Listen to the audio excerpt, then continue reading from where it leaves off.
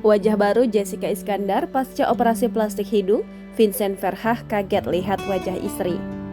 Aktris sekaligus presenter Jessica Iskandar menunjukkan penampilannya setelah operasi plastik di Korea Selatan.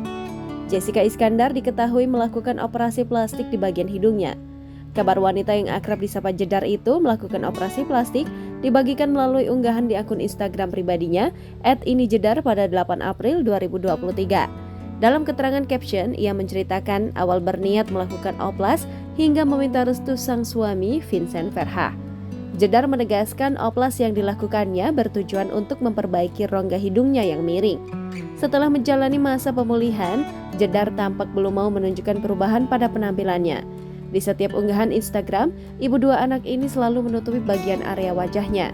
3 hari setelah oplas, Jedar sudah berani menunjukkan perubahan pada area wajahnya meski di bagian hidung masih tertutup perban. Kini ia mengaku sudah bisa bernapas dengan lega hingga tak sabar melihat hasil keseluruhannya. Sementara itu, sang suami turut mengomentari penampilan Jedar pasca operasi. Lewat postingan terbaru bareng sang istri, Vincent menyinggung soal kebahagiaan istri jadi kunci rumah tangga adem.